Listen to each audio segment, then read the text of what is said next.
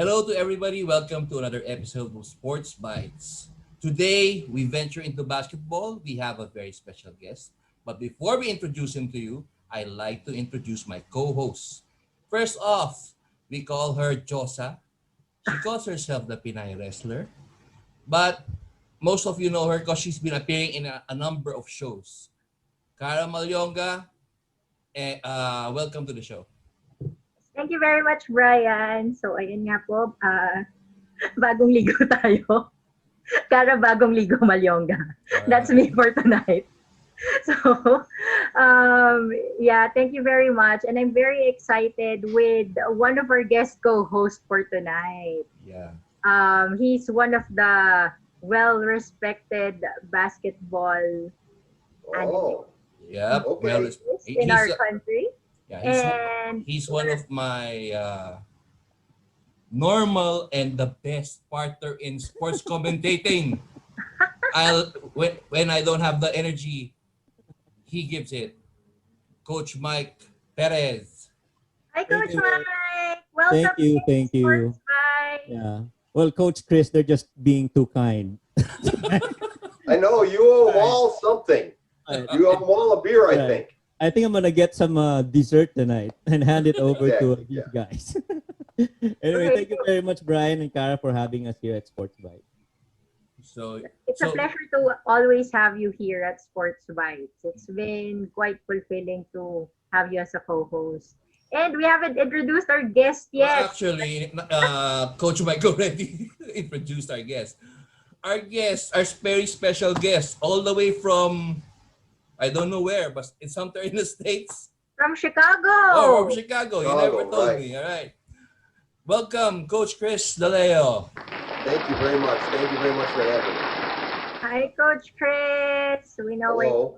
you're at the other side of the world, but we really appreciate you joining us despite the massive time difference. Oh, no problem. Yep. So I guess it would be best to ask Coach Chris. Coach Chris, how are you over there? How are things over there with you? I'm fine. Just waiting for this vaccine to come. To be honest, waiting for this vaccine to come out and the world to get back to normal, so people can start flying again and get into other countries and get to work and do some good basketball. That's pretty much it right there. It's just, every day it's a wait. Hopefully things start to turn. And there's a lot of basketball out there, and I want to be part of it. All right. Have you been trying to explore watching the Philippine basketball scene within the last few days? That's all I do. That's all I do is watch basketball. For the most part, yeah. The FIBA, the 3 games for the FIBA Asia Cup just recently. Now that that's over, your NBA is starting to start up with their camps, and the PBA is in their finals. Vietnam is in their finals. So if you do your surfing around the web, there's a lot of basketball that you can watch and stay up on things. All right. Well, That's somehow, really- Coach, go, Brian. Yeah, that's really a good thing, Brian, that, despite the pandemic, during the start of 2020, Mm-hmm. I wasn't really so sure how sports was gonna fare out because, it was a very scary time for everyone, True. right? Did you feel that, Coach Chris? Like at the start of the year when everything was coming up, like COVID was being known, and then people were starting to get scared of it because they weren't quite sure about what's happening. Because of the uncertainty, and I believe what was being portrayed here in the United States, I can speak, by the media, it just was a constant, cases and cases and cases and this and everything else. But I think now, people started to see it, wash your hands, wear your masks, social distance, be healthy, exercise, work on your immune system. And me personally, I want us all to take the next step. Here in the United States, we have lockdowns of businesses, lockdowns of schools. Me personally, I'd rather not see that. I'd like to see us out and about more. I'd like to see us interacting more. Yes, using, social distancing and masks and things of that. But I'm not a big fan of lockdowns and all the rest of this stuff. I'm just not. I don't. That's just me personally. Yeah, a lot of people were surely affected by the lockdowns. But how is the basketball scene there in Chicago? Well, you're like I said, college basketball is getting started. Mhm. Every now and then a game will be canceled due to COVID on a player. Because everybody's getting tested. Your NBA training camps are opening up. So, it's great that sports is continuing. Sports is moving on. Now we just got to get the fans involved, and so that's the next goal. But for me, like I said, I just need these borders to open up a little bit, loosen up on the restrictions, so I can get in the air and get flying somewhere. Well, that's good. I mean, I'm really happy to hear that with the way that things are going in the US, you're looking into bringing fans already Well, within. you hope so. There's with the presidential election, there's one camp that says open everything up, Mhm. and on the other side is like close everything down and stay in lockdown. So there's a lot of butting of heads of that going on right now. And so, it depends on who you talk to. Mhm. But for me, I'd like to see things opened up a little bit. If you're an elderly person or you're asthmatic, it's best you just stay home. Mhm. Use extra caution. But to me, if you're a healthy, person, in good shape and wear your mask and everything else, let's open up our schools and let's get going. But that's just my opinion. Mhm. That's quite insightful because we get to hear about what's happening at the other side of the world as well. Yeah. Um, I think yeah. Coach Mike has a question. Yeah, you spoke about loosening up and opening up, Coach. So how about telling us about your background from a coaching standpoint, so that some of our viewers Yeah. who's the first time to see you would understand where you're coming from. I can tell them your story, but best to come from you. Well, Yeah, I'd love to hear that.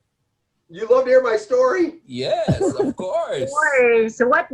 What's the story behind Chris Daleo? Well, I started out, people ask me all the time, I get messages on Facebook, how do I get started into coaching and what do I do? How do I get my start? Where do I go? And I always tell people, it's best just to volunteer Mhm. somewhere and then to get your start. And then really that's what I did years and years ago. I walked into a gym and I just volunteered. I wanted to learn. I wanted to see what it was all about. I was always a basketball fan, but I never really got involved with the coaching aspects. And I started at a real low level and I just volunteered. And then from there, I just continually just worked my way up to where I was a college head coach.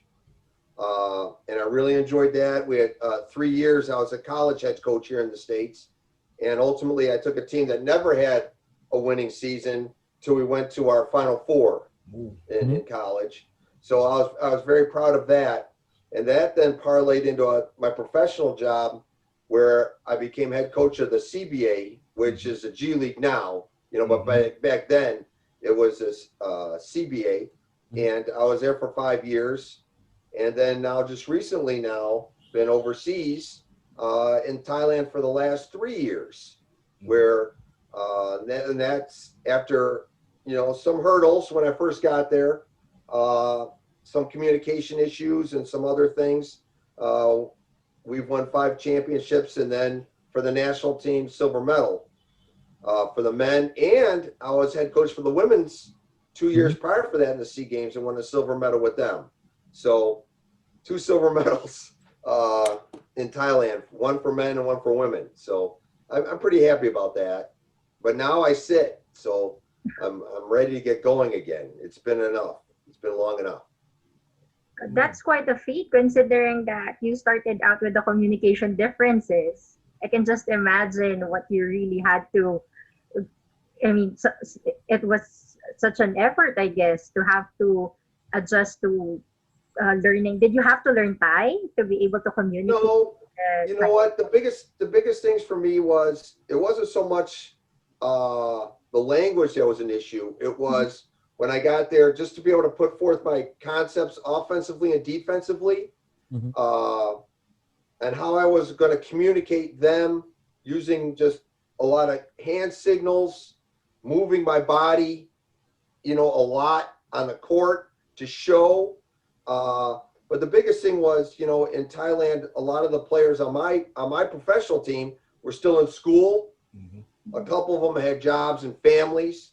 The practice facility was a long ways away for some players, so they were late a lot due to rain and traffic.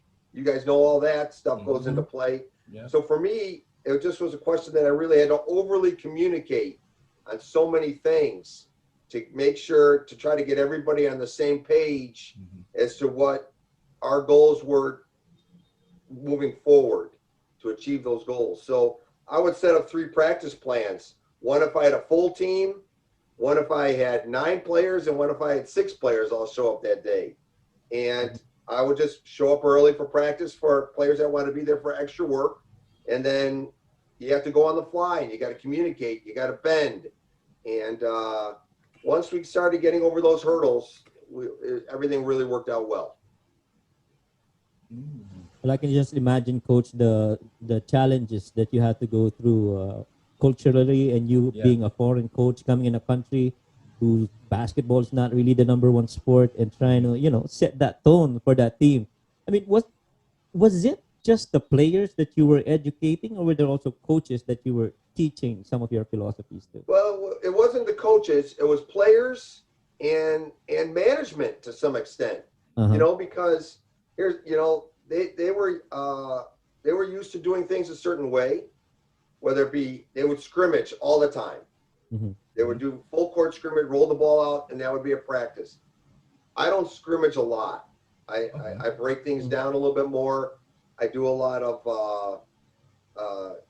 drill work, a lot of transition D drill work, which they really have not done before. A lot of half court things in the second part of the practice, where we break things down in a half court set.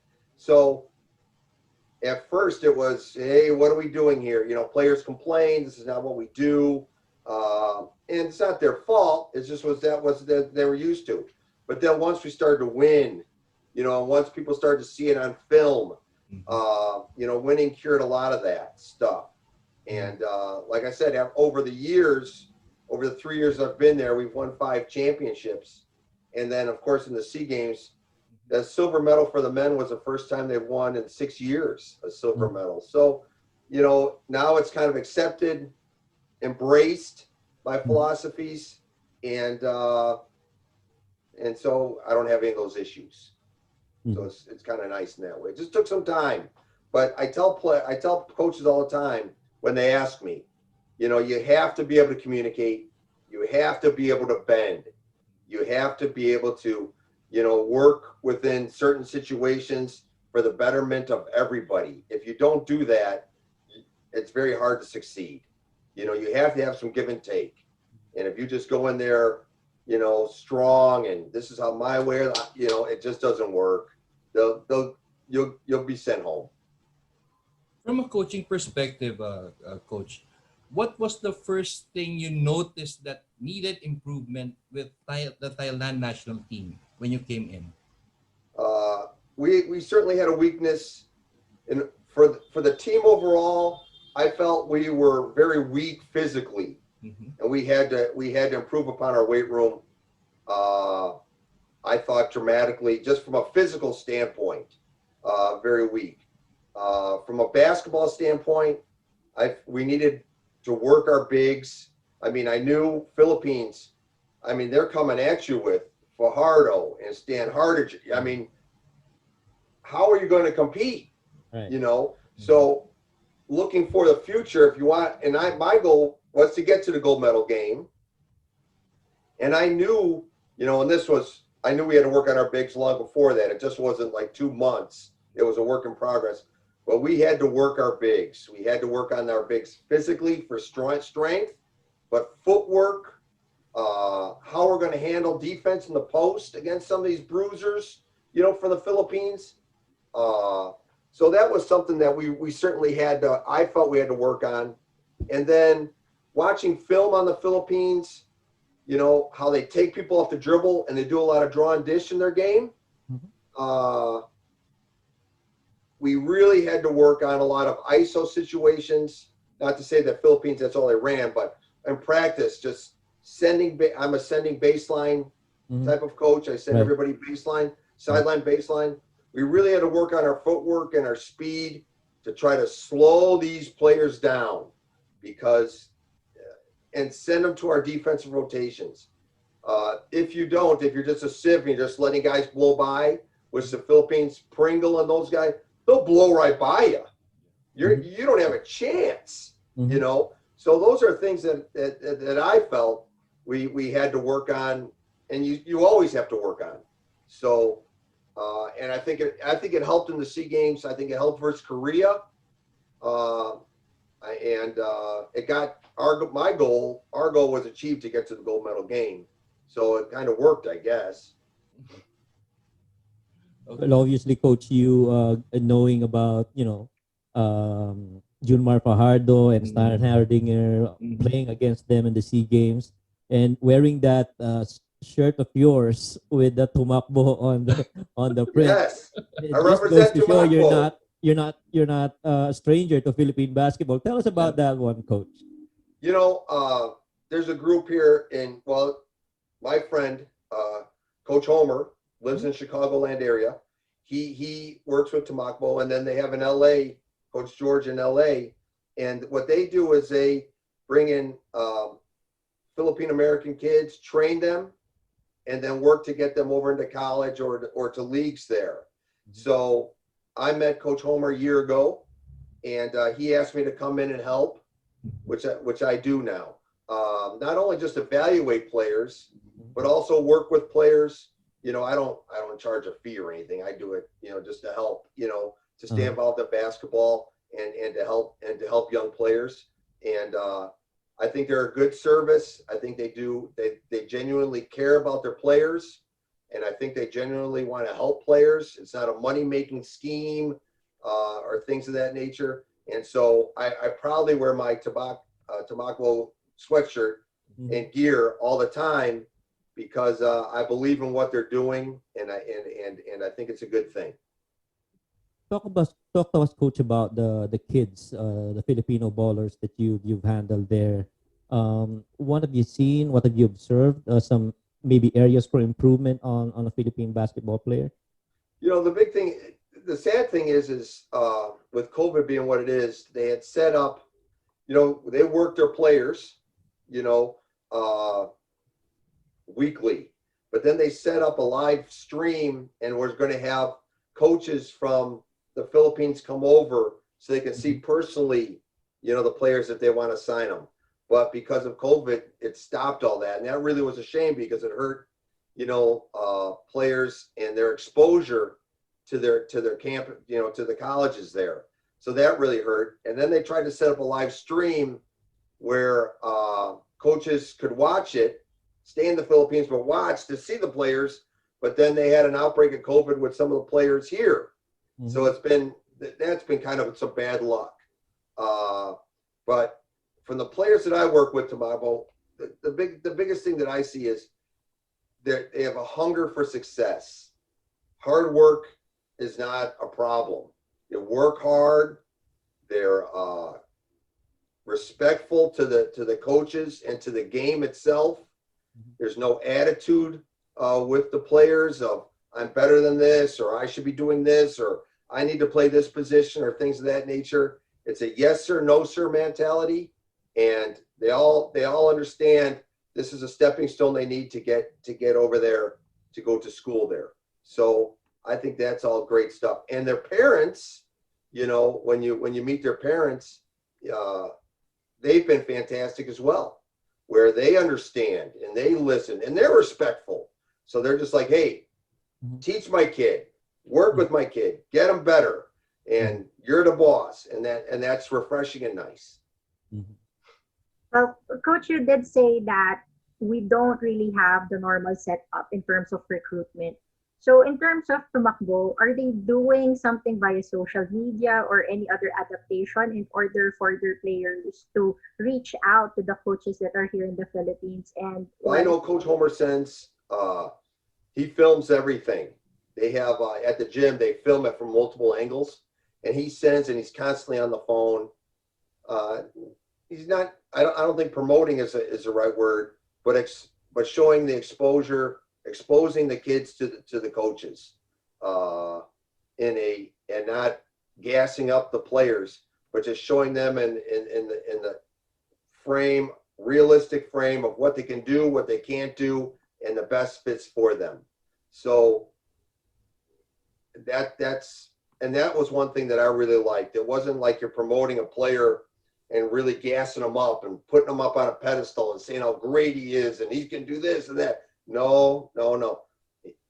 I think that George and Homer, they show the realistic player, what he can do, what he can't do, strengths and weaknesses, what he's working on, what his attitude is like, and this is why he'd be a good fit for your school. And I think that's good stuff. I think that's good stuff. Early this year, Coach, one of the oldest universities in the country had some issues in terms of their basketball program from a college standpoint, and a lot of names came up applying for that opening, and you're one of those that came up. What Yes. made you go in there and get into UST? They didn't call me. But you formally handed in your intent. Yeah, I did. Coach Homer gave me all the information. I then sent it on off to them, and I was listed on social media sites and things of that nature, to get involved. And I thought, to be honest with you, with the coaching background that I had here in college in the United States, of taking a college team to the Final Four, and then you could see that was one plus. I felt another plus was going to Thailand, which had some success, but not to the excess of winning the silver medal in the Philippines.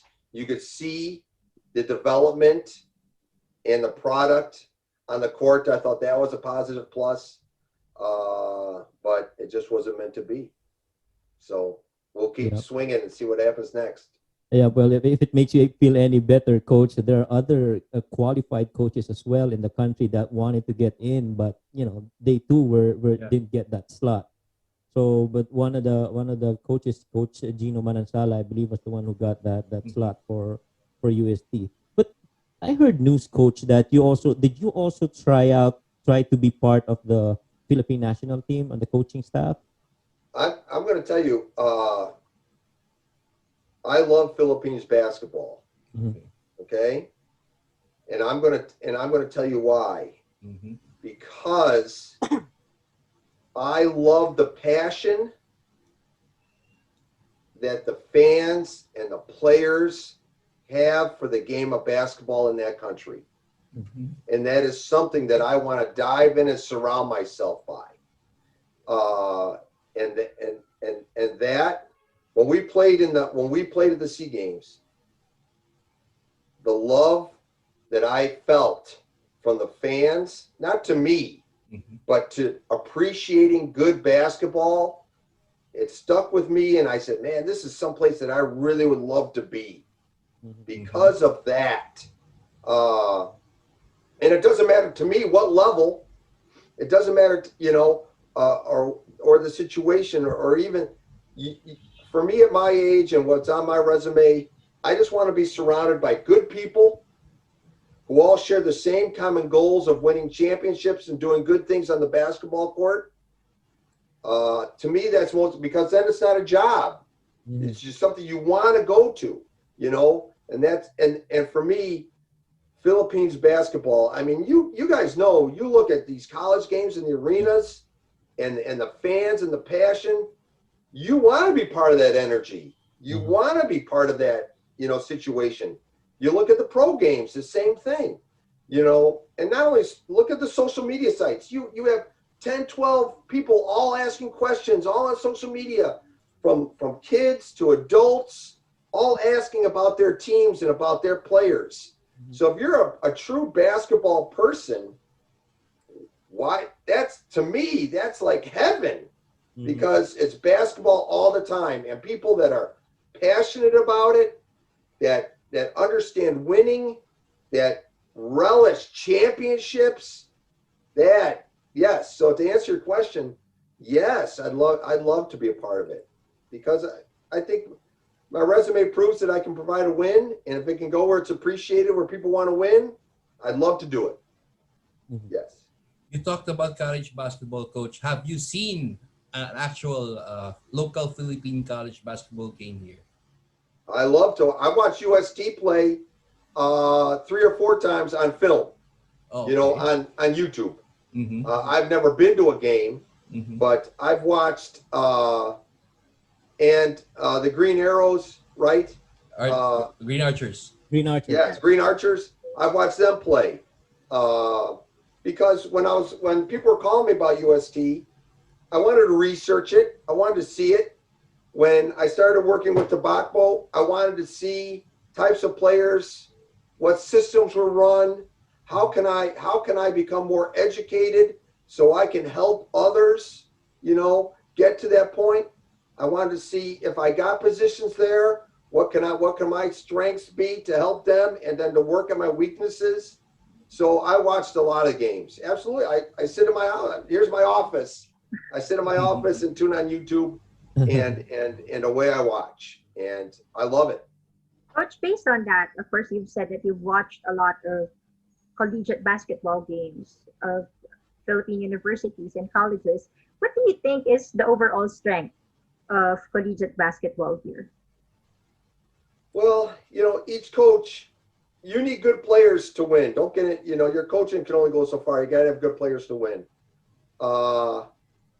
I see things a little differently than other coaches may, you know. So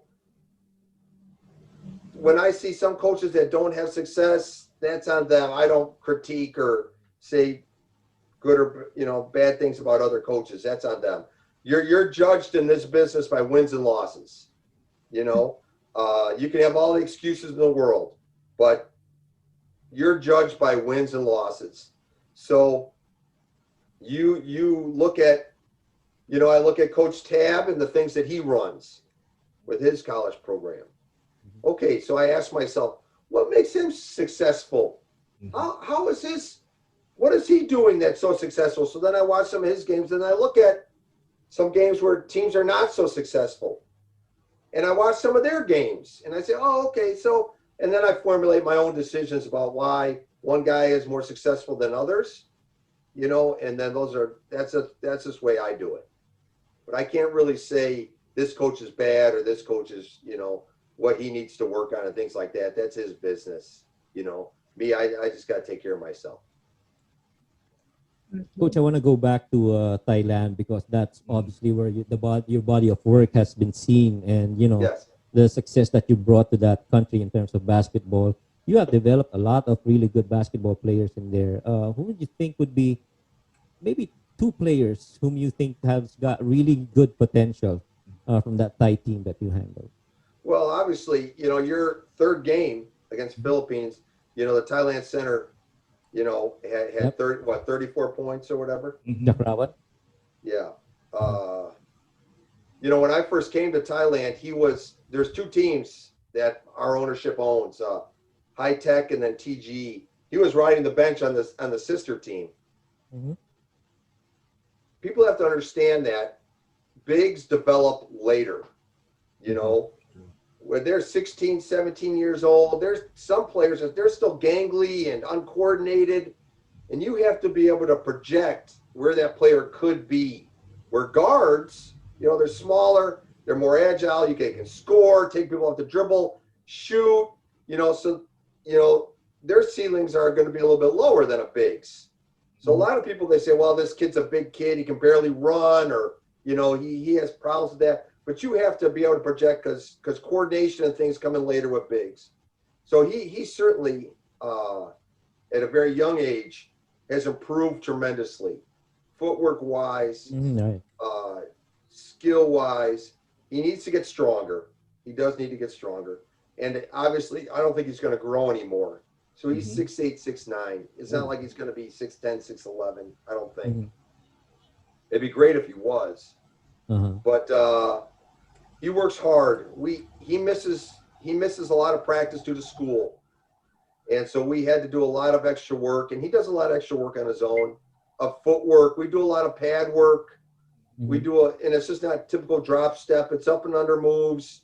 It's working on pivot foots and things in it. And I'm glad he got that. He got to showcase that on that stage because he deserves it. He's a good player and he's a real good humble kid, and that's good stuff. Right. So, And another player showcase that's with greatly improved, I thought, is our two guard Bobby. He's a shooter who shot Uh-huh. all the time in the corner. Mhm. For him, he was always Chichai was the number one two guard in Thailand, and Bobby was a secondary. But for me, when Bobby played for me, it just was a confidence level with him and also be able to put him in certain situations where he can find that corner and understand to get to that corner, and players will pass it to him in that corner.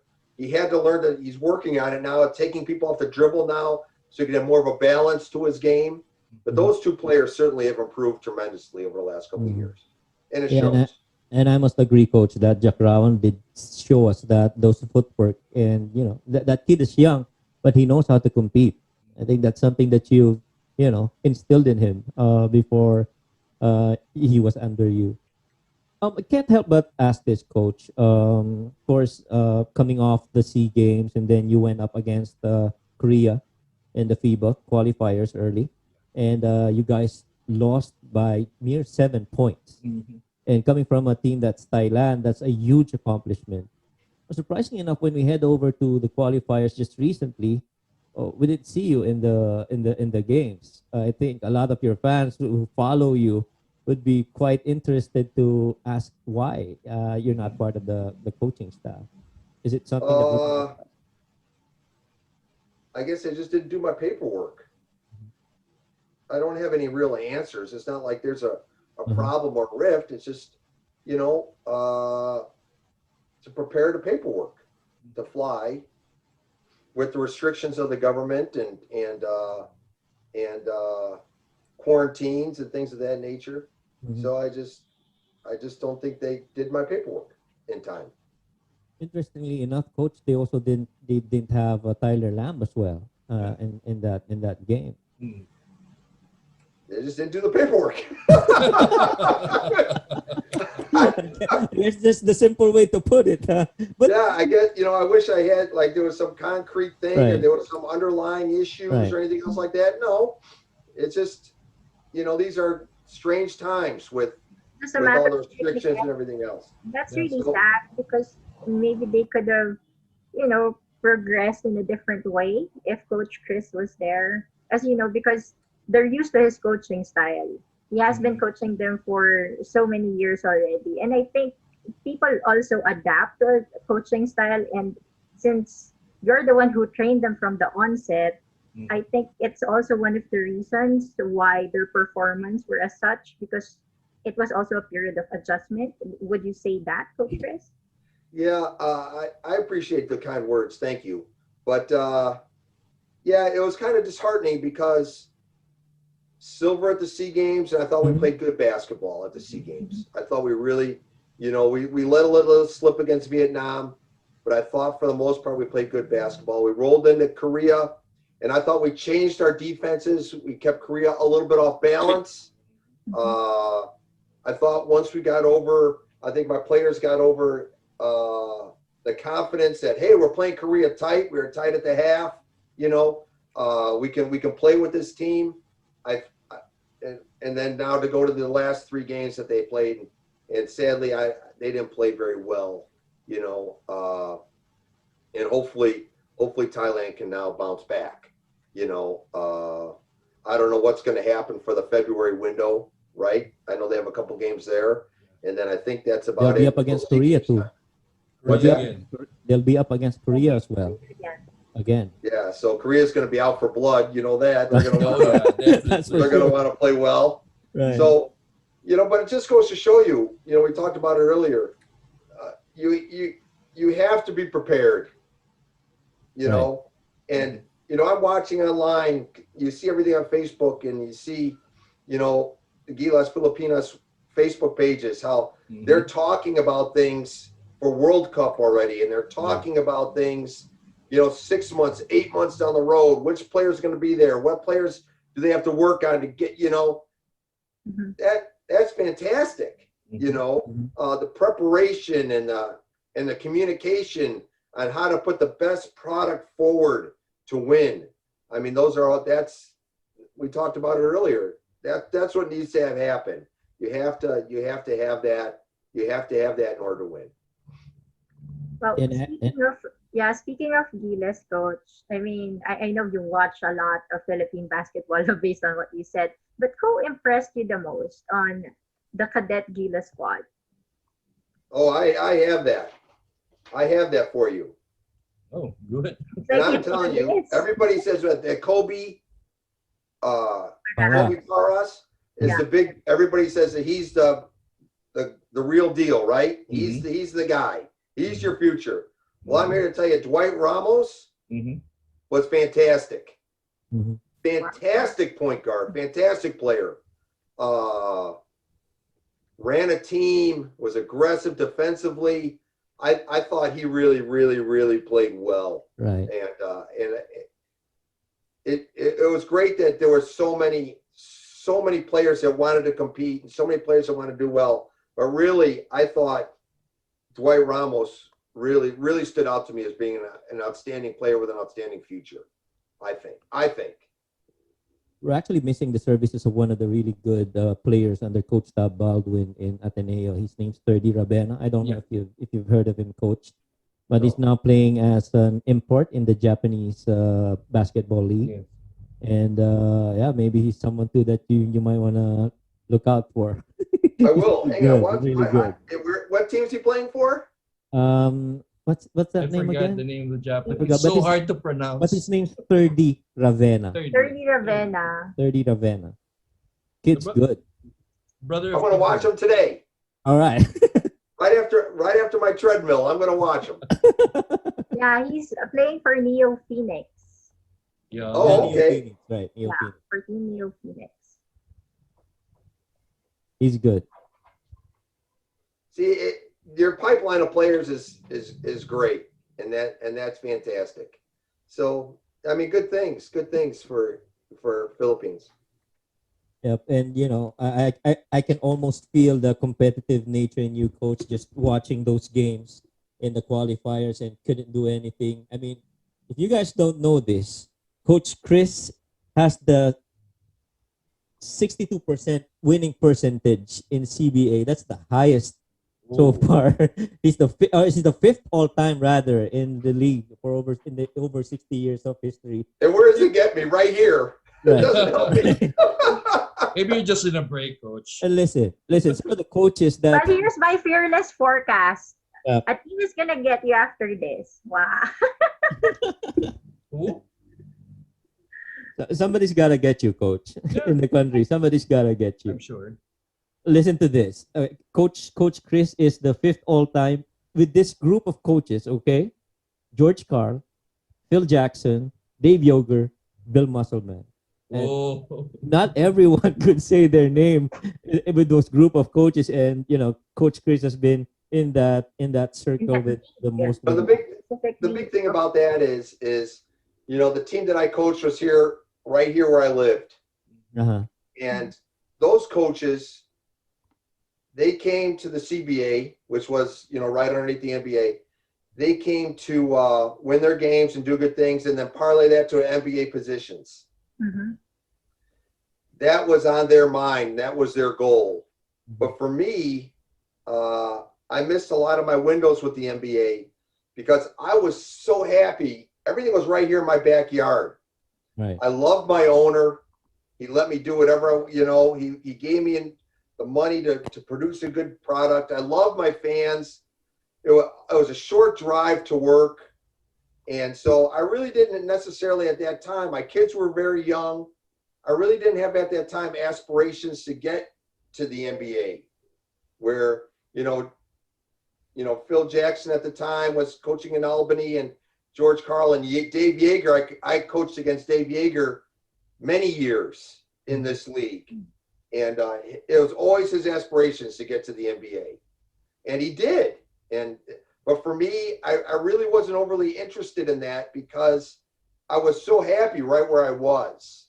And really now when the CBA ended and became the G League, you know, and the NBA took over, that really closed a lot of doors for me. So looking back for my family, it was great because I was here all the time, you know, versus having to go coach someplace else. But for my career-wise, I made some serious mistakes in not pushing to get to the NBA. So that was kind of the balance looking back on it now. But I wouldn't change it because my family was my family. Now my kids are grown, so it's different. But back then, I made professional mistakes and not pushing to get to the NBA like those guys did. So it is what it is. Yeah, and go ahead, Brian. Yeah. Coach, I just have to ask, for you, which would be more hard to coach against? A pro Gilas Pilipinas team or a Gilas team with amateurs? Which would be harder for you? It doesn't matter. I mean, basketball to me is basketball. Mm-hmm. Like I said, I long for the day where I could just be surrounded by good people who are on the same page, you know, who want good basketball, who are going to communicate. We're going to sit down. I mean, there's some assistant coaches or friends that I have as basketball, and we can sit down and watch film and talk and banter about ideas and things like that. And to me, I love more the camaraderie of that. I love more than anything else. You know, certainly the limelight of being the head coach of Gilas would be, you know, for your ego. I mean, that's huge, right? That's big, and be on the world stage. And certainly my ego part of me is like, yeah, I'd love to have that. But on the college level too, to be able to help kids and develop kids and then win on that stage, it's all the same to me. I just want to be part of a good situation, same people all together.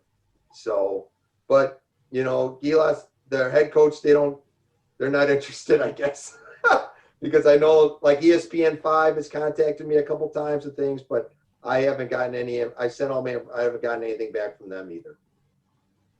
Coach, as you know that we just started the first women's basketball league here in the Philippines. Yes. And you've said that you coached a women's basketball team in the States before. Is that something that you'd be interested in the future? Would you prefer to coach a women's team versus my first ever coaching women's was in the Thailand women's national team when we won the silver in Malaysia, I think. Yeah, we lost in the gold medal game against Malaysia. So yeah, the same answer applies. Men's, women's, adults, kids.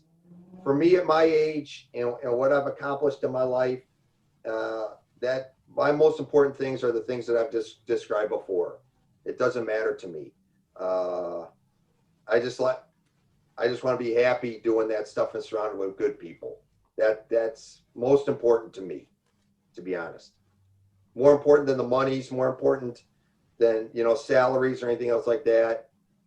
I don't. That's all secondary. Surrounded with that basketball vibe. I think it's something that feeds you in the sense that it feeds your soul because it's something that you're passionate about. Coach, aside from the Philippines, are you also looking into other countries? Are you eyeing into other countries in not only in Southeast Asia or possibly in Europe to do coaching stints? You know, it's what I found. It's all about who you know, and I really enjoy the region where I'm at for the most part. I really enjoy the region where I'm at. But nothing brings you greater pleasure. Like I can watch our SEA Games teams when we played Malaysia or we played Indonesia. You know, we beat Indonesia opening game. The basketball that we played and the rotations that we played were just, I can watch that all the time. Because you take great pride in the product that you put on the floor. You know, nobody wants to go out there and see your team get smashed, you know, because that's a reflection of your coaching staff. Right. So when you can look at the product and win or loss, but you can see good things on the court, to me, that gives me great pride in that, you know, in what I've accomplished. So But to answer your question, I like to stay in that region. I like to stay in that region. Is it because it's colder elsewhere? No, just because the region I feel comfortable in. I feel very comfortable in the region. Yes. Well, speaking of region, coach, who do you think are the top three countries in terms of basketball in the region? Mhm. Oh, Korea has to show me more. I know they're ranked 30th in the world. Mhm. Korea has to show me more, which they could. The second or the window now coming up. Yeah. When we played them to 7, it was very interesting to see. They relied a lot on the 3. I thought we stopped them in transition, so they have to show me more. Mhm. Certainly, I think the Philippines certainly are getting stronger every year because of the players that they send us. You have Kai Soto now in the G League. That's only going to improve him. Yep. He's going to come back and play. You have, Ray Parks is getting better every year. And I think he's a fantastic player.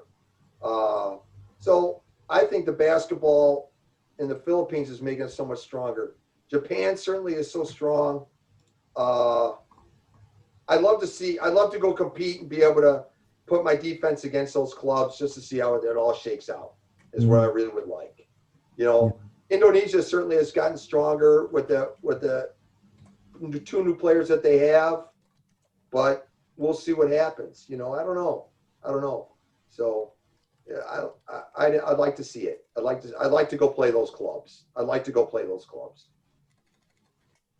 That's very interesting because it really seems, Brian and Mike, that he's been an avid follower of Philippine basketball. Like he knows all the names. He's like a true-blooded Filipino fan already. Like maybe you're Filipino by heart, you just don't know. Maybe. Maybe in your past life. Well, we understand that as a high-level coach, you've seen what's happening in the Asia and the Southeast Asian region, of which you've said is very close to your heart.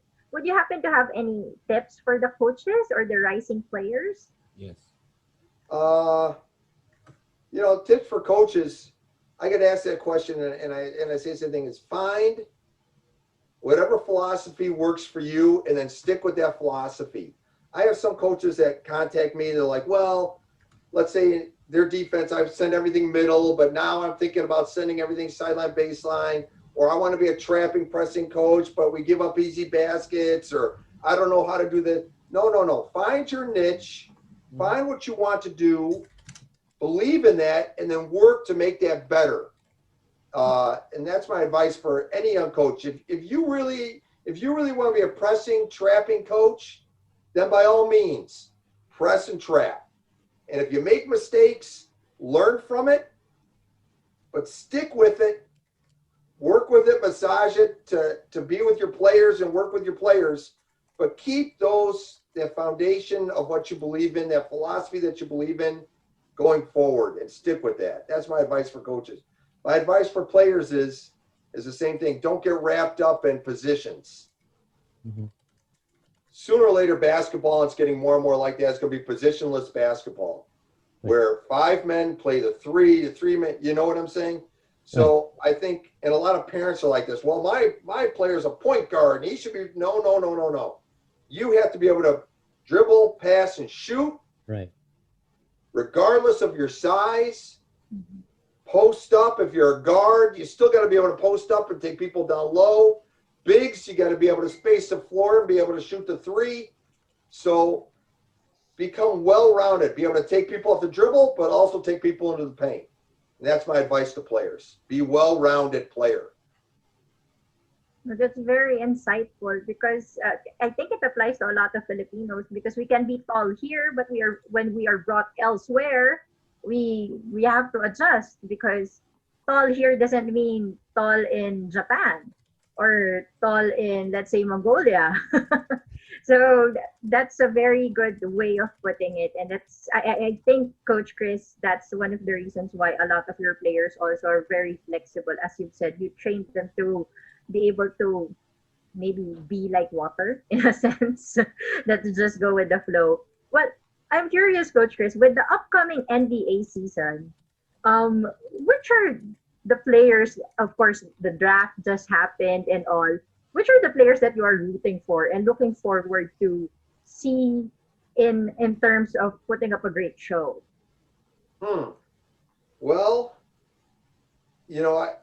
I'm really kind of hoping that Steph Curry comes back, plays well, and does good things for Golden State. After that, after that injury, he's so fun to watch because he has so much fun on the court. Right. And I really enjoy watching him play. So he's one. I think I was talking before we got on the air, the Russell Westbrook situation, how he can never seem to find a home. Very talented player, puts up great numbers, but can never really find a home to where people are comfortable around him or he's comfortable around a lot of people.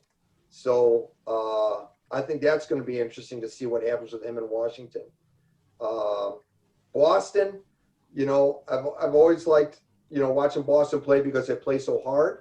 But it's going to be interesting to see what happens with him because I know Coach Stevens is always really touted as, a great coach and this and everything else, but he hasn't really gotten over the hump yet to championship level. So that's kind of interesting to see. And I know that's something that must eat at him, never being able to get to the championships. And certainly now after years and years and years of problems with the Bulls, my beloved Chicago Bulls, we'll see if Billy Donovan can turn that around. So those are kind of things that is kind of fun for me to watch. It's really going to be an exciting NBA season. And of course, last but not the least, we know that, Jalen Green was the top 2 in the draft pick. And the Filipinos are very excited knowing that he has Filipino blood. What are your thoughts about Jalen Green? Oh, well, him and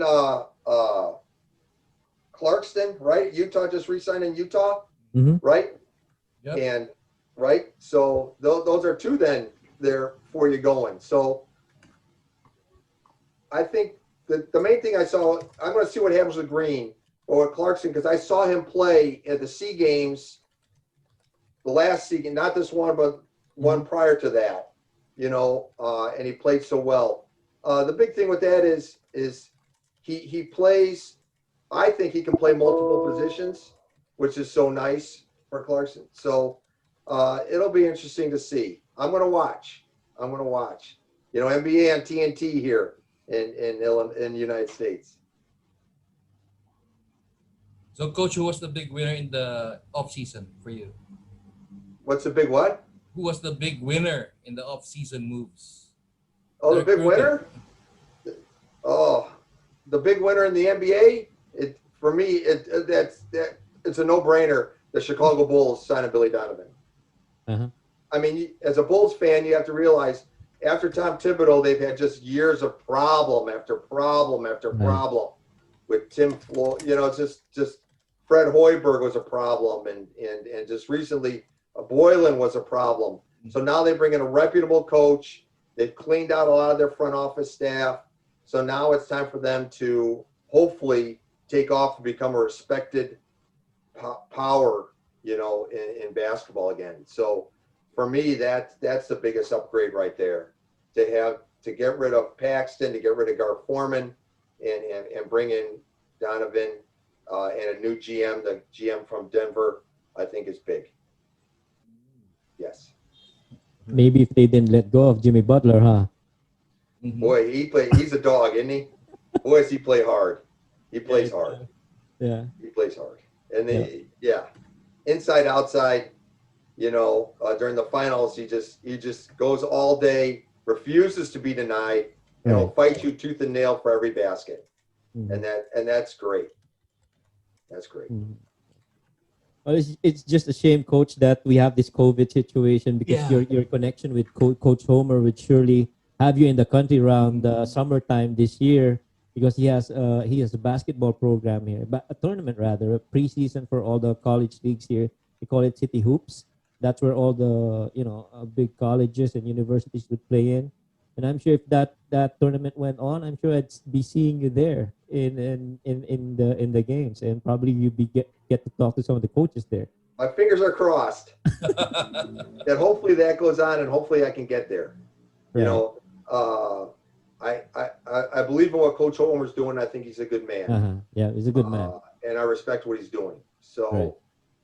whatever he asks me to do, I don't blink an eye. I do. And so if he asked me to go, I would go in a second if I'm invited. Yes. And you're in good company with Coach Homer, Coach. I've been with Coach Homer for about 2 to 3 years, and you know he's real good. His passion Good. for the game is almost the same as yours and mine. Good. I'm glad. Good. Yeah. That's I makes think you that's feel also good. one of the reasons why they get along so much. It's Yep, because yep. they just live it. They Well, live the game. He's never picked up the tab for dinner, so he's never bought me dinner yet. So I got to hold that against him. But other than that, he's a good guy. Oh my, that's are we even allowed to have that on air? Yeah, that's fine. So I guess that's about it, guys. Unless you have more questions for Coach Kara, Coach Mike. Well, me, I just want to say to the viewers that you've heard Coach Chris and you've heard what he's had to say, and I'm really hoping that Coach Chris gets his chance here in the country. Him talking about the positionless basketball and all his credentials. I think it's really fit for the country, and hopefully, Coach, I'm really keeping my fingers crossed as well that we see you here in one of the basketball games as well. Yeah, Thank you. I'm crossing even my wrists now. Well, I believe that he would be a great addition to our current Philippine basketball scene, considering the skill and also the exposure that he can provide our local athletes, especially on the collegiate level, that we get a big part of our Philippine team roster from there. And I think that now that the Philippines is growing and we're ready to up the ante to the next level, then why not get a coach that can also bring us there? True. I agree. I'd like to invite Coach Chris again, Coach Mike. Let's talk about the NBA because I got a lot of good information from Coach Chris. All right. Right? Well, we'll have another session with him. Yeah, let's hold it with more coaches. Let's have a discussion or something like that. Thank you, Coach Mike. Thank you, Brian. Thank you, Kara. I appreciate it. Is for well, even though the time difference is very huge, for agreeing to be with us and waking up so early in the morning for us just to have this interview. We appreciate it. Time for me to go on the treadmill. That's all I do is go on the treadmill every day. So I was just fine. about to No say problem. that, Coach. I was just about to say that. It's Oh, treadmill. Rick just had his birthday. Happy birthday! Oh, Coach yeah. Happy Chris. Yeah, birthday, happy Coach. birthday, Coach Chris. A day over 35. But you Right. don't look it. I tell everybody I'm 35 again. Perfect 35 it is. There you go. All right. So maybe just the parting words. Let's get the parting words from Coach Chris before we wrap it up. Any parting words, Coach? No, I just want to say thank you. I enjoy these. I enjoy listening and talking basketball with same like-minded people. The time difference makes, as I told Kara, it doesn't matter. You're the boss. Just tell me what time you want me to be there. She's been bugging me about that last night. She kept on repeating that to me. Yeah, don't forget. because he might, because of the time difference, like sometimes I remember like when I was telling you like, okay, so it's 13 hours, it's 12 hours, it's okay. So I was just trying to remind him about it. I just want things to open up so we can get going again. Yeah. Right. And if you want a Christmas wish, that's a Christmas wish. They come the new year, things are opened up and people can get going again. It's been too long, and for me personally, I've been cooped up here since March, and I'm ready to get going. So I'm hoping every day that that's the case. All right. We hope to see you soon, Coach Chris. Thank you. Possibly. Thank you again, Coach. Thank you. you, Coach Thank Chris. you. Thank you. Then allow me to give my co-hosts their last parting shots. Coach Mike, my favorite partner, my anchor. Like what I said, you two are both just too kind. I'm gonna give you your ice cream later. I'm gonna send it to you. Send me your address, and I'll have it delivered to you. But thank you very much for having me in Sports Bites, and always let me know if you need me on the show. All right. And of course, our my I don't know if she's already a producer, recruiter and everything. She's the one who's been getting the guests. Kara Mallonga, your final words please, madam. Well, thank you everyone for continuing, well, for supporting Sports Bites. We've been a couple of episodes in, and we appreciate all of your help and your continuous viewership of our show. Um, Please don't forget to watch our other shows as well. Miga Spotlight is gonna be on soon with Rika and, well, Anna. So it's gonna be three of us, and we're very much excited for the things that are about to unfold for next year.